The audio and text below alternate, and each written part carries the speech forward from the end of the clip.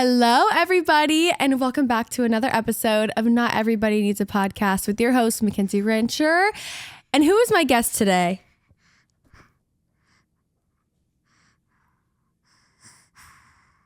I don't know if you guys can hear those breaths.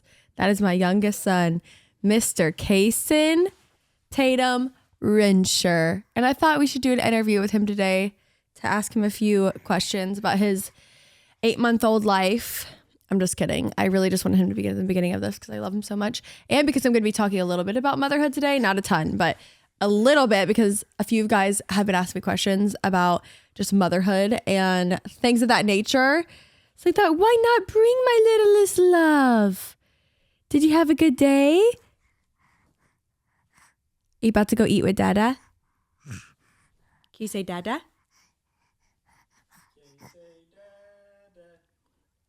Can you say mama? Mama. Darian's in the back trying to get him to say Dada. Who's gonna win, guys? Oh, he likes it. Kason's been dancing, guys. Like learning how to dance, learning how to wave. It's the sweetest thing. He's just getting his own little personality. All right, well, Dad's about to go upstairs and feed him so that I can talk to you guys. Oh my gosh, he's dancing. If you guys don't watch on YouTube, he's dancing, he's waving, he's being a cutie little cutie pie. I love you, Bubby. I'll see you soon. Bye-bye. He's about to go eat his turkey packet with his dad. I love you. Obviously, I'm kidding. That was not a real interview. But next week, I do have a real interview lined up. And I'm not going to give you guys any details, but I think you guys are going to like that episode based off of what you guys have told me in the past. And I also want to bring on some other guests. I've been brainstorming a little bit with my manager to see who I want to have on. It is a little bit difficult in case you're wondering why I don't have more guests. I was planning on doing one once a month, and then I realized I'd have to be away from my babies once a month, and I just don't know if I'm ready for all that. And I obviously would have to travel to meet with them. It's just a lot that goes into it, and I would want them to be super quality, so I wouldn't want to do them through FaceTime or whatever. And I have considered some other avenues and stuff like that, but there definitely are some people that I want to have on eventually that I hope would work out. We'll see. I don't know. We might do some traveling and end up doing that. We'll see. And if you guys have any ideas of who you'd want, you guys can DM them or comment them. But I have a major update about the mold, guys. So I finally got my mold test back, and I tested super, super high, like literally out of range for this type of mold. Let me get the exact name of it because I forget exactly what it's called, but everything else that came back negative besides this one, and it is the short term for it has a long name, but the short term for it is OTA. And when I looked it up, it basically was just mold that grows from humidity. It said it could be behind walls. It could be in my HVAC. Now, the fun part is now to try to figure out how to get out of our home and kind of where to go from here as far as our health, what we want to do. And obviously, we have to deal with remediation. And then are we going to sue? Who knows? I mean, it's very tough when, you buy this amazing house. You're so excited to move in. You work so hard for it. And then people didn't do their jobs correctly. And now a year and some change in, you're having to spend. I mean, I don't even want to know how much money it's going to be to deal with getting this out of our home. Specifically, one, getting it tested alone. I'm just going to tell you guys the number because I just need you guys to get a understanding of like how expensive it is to get tested. It's $1,600 to get it tested where it is in your home. Okay. I've already spent thousands of dollars on other tests. I spent thousands of dollars at the holistic doctor.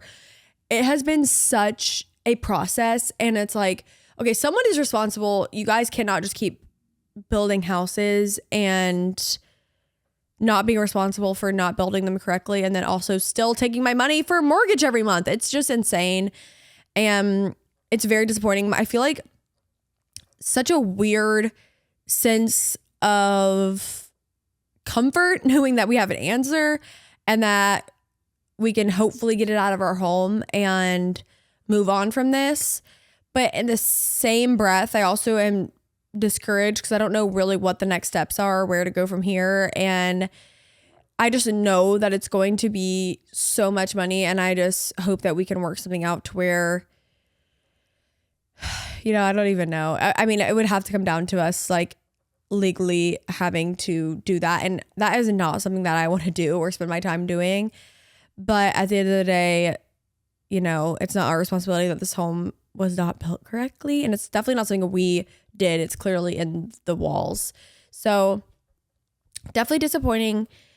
Definitely a sad update, but also kind of encouraging knowing that I'm not crazy. Whenever I got it back, I was like, I knew it. I'm not crazy. Something's definitely going on.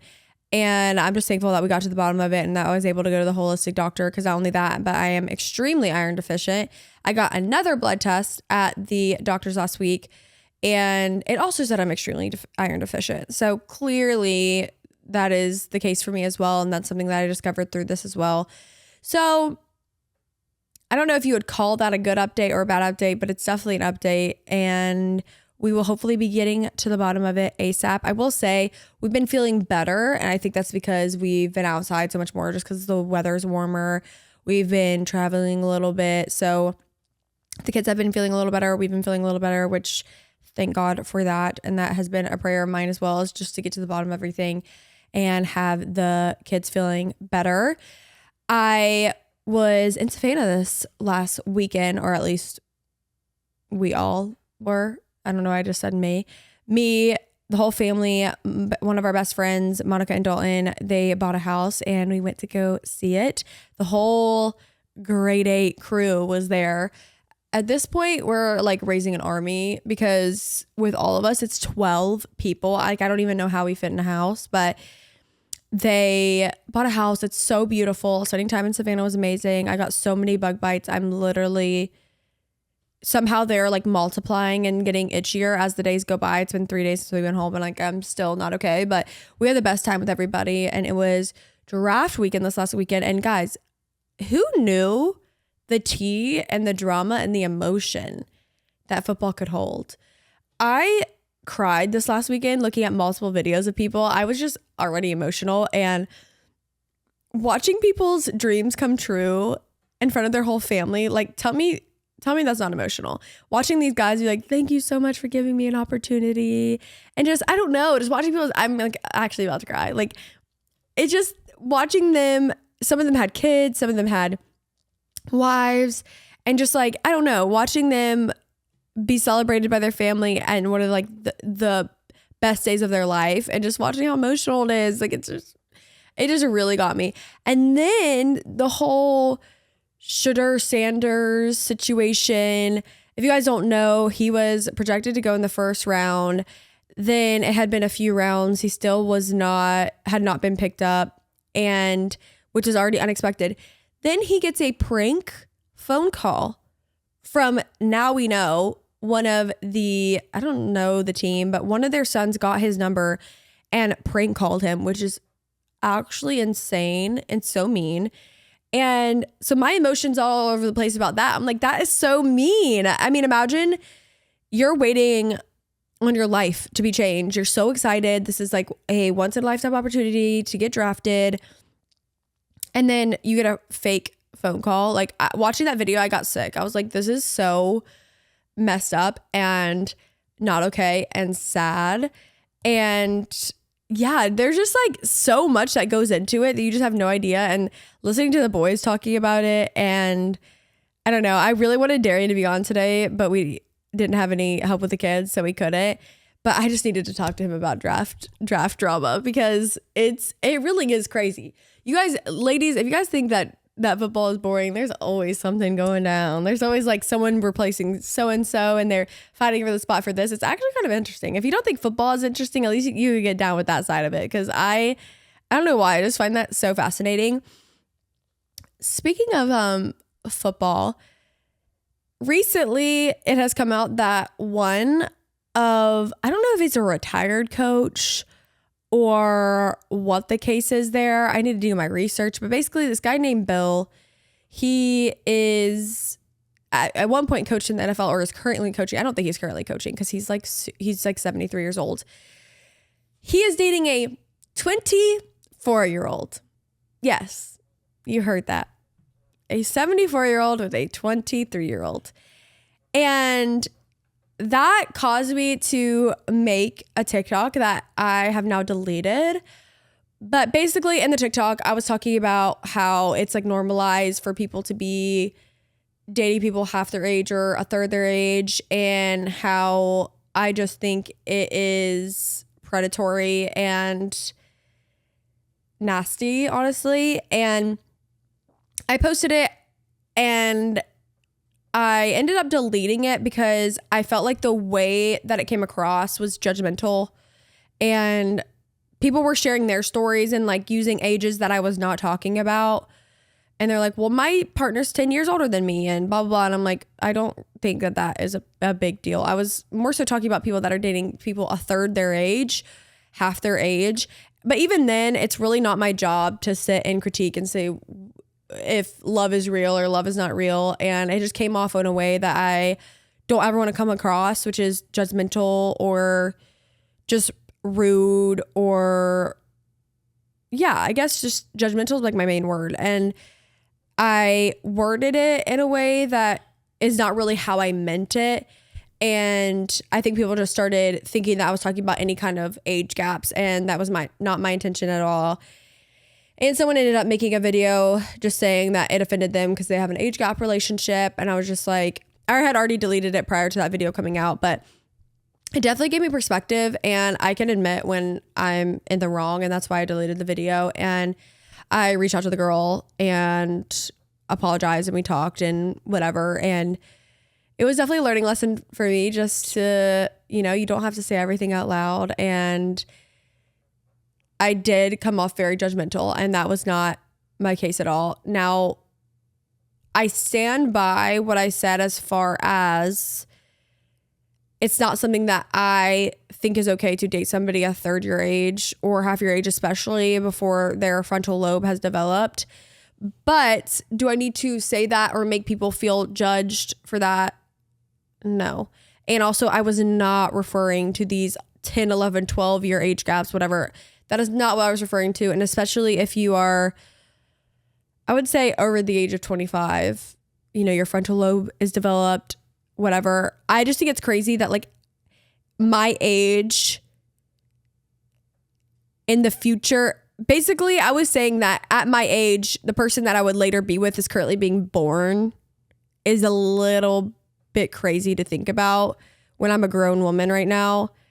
It's just a crazy concept. And I think a lot of people did agree, but just my delivery was not the way I intended. And people were taking it in a way that I never want to come across. So it was deleted, and I do apologize for anybody that felt like they were hurt by that, because that was absolutely not my intention. Now, do I think it's crazy that a 73-year-old is dating a 24-year-old? I do. And I don't mean that to offend anybody. That is just my personal opinion. You can have your personal opinions.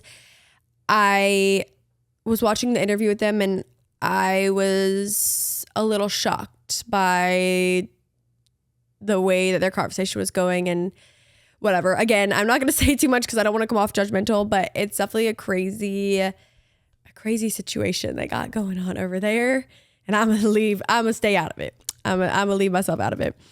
I wanted to talk about today some of the reality of motherhood. I think that there was a narrative going around for a while that motherhood is hard and motherhood is this, and like people complaining about motherhood. And I think people got so tired of that they leaned completely to the other side, and they're like, motherhood is amazing and motherhood is freeing and motherhood is all these things. And I kind of want to talk about the reality of both. I think that there is a mix to everything, and I agree with both sides. And I think as a society, it's important that we do talk about both sides. I personally understand why people would only talk about the good parts of motherhood, and I am on that side as well, where I feel guilty if I ever complain about it because I love being a mother so much. And I went on a brand trip with a bunch of moms a few months back with Savannah, and there was this quote, and it said, it was like they were launching a new stroller or whatever, and they had like a bunch of quotes sitting around, and one of them said, "Motherhood is the hardest thing I've ever loved to do." And I feel like that is the most accurate representation of motherhood. It's definitely one of the hardest things I've done because there really is no break to motherhood. And I was thinking about making this a TikTok, but I was like, I feel like this could be misconstrued, and so I'm not going to do it. But I wanted to make a TikTok of like the words on the screen being like, well, at least you get a break when they go to sleep. And it's me just like cleaning up all their stuff throughout the day, preparing for the day ahead, thinking about like what they need for groceries that week or whatever. Like it's just never turned off, even if it's like your thoughts or you're cleaning up something they did that day or whatever it is. It's like, it really never stops, but it is like the most rewarding, best, most beautiful feeling being a mother. And I think that it can be both at the same time. And I saw Mackenzie Galloway's TikTok of, she was joking and she was like, why don't you want to have kids yet or whatever? And they were talking about all the places that they wanted to travel. And I was like, yes, do that 100%. I think that I like make jokes about like, I want all my friends to have kids or whatever, but I want to be so clear that it is okay to not be in a rush to have children. Like the fact that they are living their life traveling and they don't have to think about that right now. I'm like, yes, go them. That's what they should be doing until they feel like they are ready for that. Now, if it did happen, would I be excited? Yes. If it did happen, would they be able to figure it out and still be able to travel eventually? Yes. But at the same time, like I think it's so important for people to feel like they are ready and that they are not pressured into a timeline. And I feel like I talked about that kind of with the friendship episode with Olivia, how she was like, I'm on my own timeline. Like I'm planning a wedding and I'm engaged and that's just like not where I'm at in life. And we all have kids and whatever. And it's like, that is okay. And I just want to reiterate that. And I also get questions like, how do you feel about having kids young? And like, should I feel like I want to have kids at a certain time or whatever? And I'm like, no, I want you to live your life and not be comparing your life to other people's and other people's timelines, because it's not healthy to do that. And it's not your timeline. Not every timeline is your timeline. And I think it's important to ask God first and foremost, and also not feel judged based off of what anybody else has going on, because that's just not reality. And I think that for everything, like I think comparing yourself to your friends that are buying homes, even if they're mold filled, LOL, maybe it's not your time to buy a house, and that's okay. And I think that comparison can rob you from like a lot of the things that you have going on now. And it's very important not to compare your timeline or even your life to another person's, because all it does is rob you from the goodness that is in your timeline now and what you have going on now. And that's really all I have to say about that. I just got a specific question about motherhood and how I feel about people not wanting to have kids young and whatever. And I'm just like, I really support that. And I want everyone just to live their happy, merry life, you know? Now, the one thing I will say about motherhood is I cannot recommend enough you being married to the person that you have a child with. And I say that because I am married, and I was married when I had children, and even that can be difficult.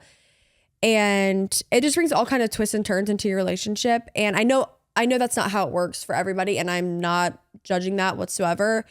Want to make sure that I make that clear, that I know that everyone has a different situation, and sometimes, you know, it's not planned and it just happens and it is what it is. But that is my one thing I would say about having kids. I would recommend that, at being on the other side of it. And it's hard enough, and it's way easier to navigate whenever you have that commitment with somebody and you know that there's a lifelong partnership with that person and that you guys can work towards parenting together. That's all I'll say about that. I want to move on to a few Mackenzie's mindsets. If you guys do not know, if this is your first time listening, hi. And we do a segment on all of my episodes called Mackenzie's Mindset, where I give you guys my mindset on your scenarios, your questions, whatever it may be. You guys DM them to me and I answer. I want to try to set up a phone number that you guys can leave voicemails on, that we can listen to the voicemail and the episode and kind of hear your little questions and scenarios through that. I think that would really be really cute. Someone gave me that idea. They gave me that idea and I think it's so cute and I want to do that. But for now, we just have the ones that you guys have DM'd me and I love reading them and I try to respond to them as much as I can. The first Mackenzie's Mindset was actually sent a few months ago and she followed up on it. And so I said, oh, honey, we got to get to this. You're still waiting. Mackenzie's Mindset. I know you previously mentioned and talked about trying not to be a narcissist. I am paranoid. As someone who grew up with a narcissistic mom, I'm absolutely scared to fall in her footsteps. I know the saying, if you're worried about being a narcissist, you're most likely not. But what if a little tendency slips here and there? All this rambling on to say, I do not want my kids to grow up and feel like they have to heal from their mom's narcissistic ways. I know depending on the Lord and being mindful, this is key, but what are your thoughts on trying to prevent this? I hope this makes sense.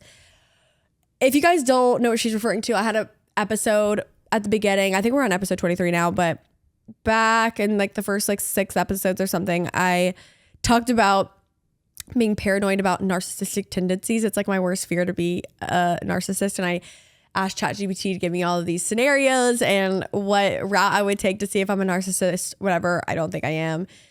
Chat told me I'm not, so I'm not. I'm just kidding. But I would say, I know you already addressed this, but the fact that you are worried about it, well, not worried about it, but the fact you acknowledge it and this is something that you've been through and you know the signs of it is such a good sign that you are already doing an amazing job. And something that you have to let go of is your kids having to heal from something that you've done to them. I know I shared with you guys in the last episode about some of my OCD struggles, and this is definitely one that I struggle with. And also, thank you guys so much for the reaction on that episode. Reading your DMs, I felt like it all finally had a purpose, and I saw all of your DMs. I know I couldn't respond to all of them, but I responded to as many as I could. And it made me so emotional reading those and knowing that I helped even one person or even one person realize that that's a thing and they could get healing from it and seek counseling for it and therapy and whatever else. And just reading your different stories with it made me so emotional. And I am so grateful for every single message. And you guys made it all worth the anxiety that I had putting that out there and the fear of judgment and whatever. Like, I'm just so happy I did that. But sorry, back to the question. That's definitely something I struggle with of, am I going to mess my kids up? Am I going to do something that is going to scar them or whatever? And I'm like, the fact that I'm even thinking that way and I do everything that I can to protect my children, they are going to be okay. Follow the Lord, let him love you and love your kids from that perspective. And that is all you can do. That's all that you have control over, is how you handle yourself and bettering yourself and letting the Lord love you and you love the Lord. And everything else will be what it will be. You cannot control your children. And that, I know that's a scary thought, but I hope that's freeing, that you have way less control than you think you do. And all you can do is love your kids. And it sounds like to me that that's something that you do or are planning on doing. I don't know if you have kids yet, but they are going to be blessed by the fact that you're even aware of not wanting to quote unquote mess them up and, be the best version of yourself. And so I would just comfort you and say, you're already doing a great job. The fact that you're even aware of it. And I would say also be open to critique. Like, for example, if your kids are like, hey mom, this hurt my feelings that you did this, instead of being like, well, I'm your mom and blah, blah, blah, blah. Just being open to being like, you know what? Yeah, I'm going to be quick to apologize and I'll be quick to listen. And I am sorry for this behavior, because narcissists a lot of times are going to pinpoint on you, gaslight you, and not take accountability.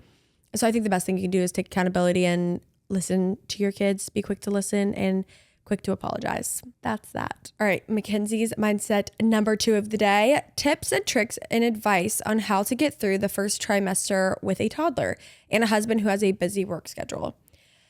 I want to be transparent and say that Darian is able to be so helpful. He does go out of town a good bit for work, but for the most part, we are able to split the days pretty 50-50, and we have help. And so I don't want to speak to it in a way of saying like I relate or anything, because I'm very blessed to be able to have a husband that works from home as well.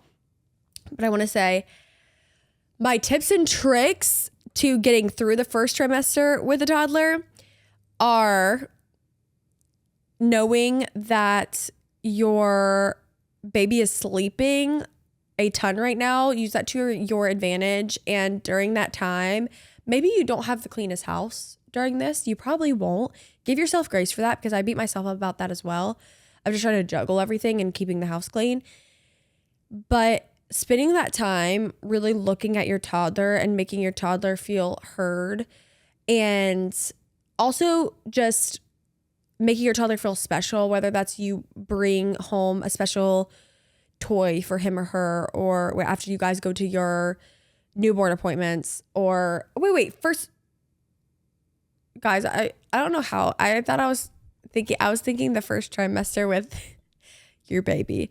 That was for someone out there, but let's get back to what she actually asked. I know that y'all halfway through this is like, girl, what are you talking about? This is why I need to drink my, take my vitamins before I film and drink my Armor before I film, because that way my brain will actually work.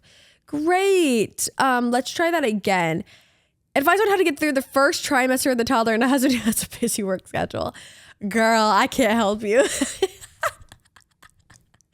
Let me say, if you get sick, like I get sick on my first trimester, girl, I needed to nap twice a day. I was getting sick every single day, so nauseous. I will say there are these little roll-on ginger sickness things that I would keep around. They're like essential oil that helps with first trimester sickness, that you can just either swab on your wrist or take it up to your nose. Anytime I was starting to feel sick, whenever I had Beckham and it was just me and her, because Darian would travel or whatever, I would put it up to my nose and it would help me be a little less nauseous. Eating first thing in the morning, and just be gracious to yourself. If you are feeling sick, let your toddler watch Miss Rachel. I can't even tell you how many times I've had to do that, because it's not my favorite thing. I will just say with screen time, I very much limit my daughter with her screen time. But there are times where there are emergency situations, okay? And she needs to watch a movie. He needs to watch a movie. I don't know if it's a boy or girl. And be gracious with yourself on that, because sometimes Miss Rachel has to be mommy for a second whenever you feel like you are going to be sick. And also know this will pass. Second trimester is right around the corner. It goes by in a flash. I know it doesn't feel like it right now, and it might feel like the weeks are long, but before you know it, you'll start to feel better again. You will be yourself again, and you can fully be present, fully be there with your toddler. But there are definitely times where, or maybe you need to call a babysitter for the day. I don't know who you trust, but somebody that you trust to watch him or her while you just take a nap. Sometimes that's what you need whenever you are first pregnant, because it can make you feel very sick. But that is the end of today's episode. I love you guys. I hope that you guys have been enjoying the episodes. I asked on my Instagram story what you guys want to hear, what you guys want to talk about, different topics. You guys gave me a few, but I would love in the comments for you guys to tell me how you're liking it, what you want more of, what you want less of. I'm open to it all. If you guys are watching on YouTube, shout out. And we are about to hit 40K subscribers. So subscribe if you have not yet. I'm very excited to do a big giveaway for that. And then if you're following along on Spotify or Apple, you guys can follow that as well. And yeah, I'll see you guys next Monday with a new episode of Not Everybody Needs a Podcast. That one's going to be a good one. Bye.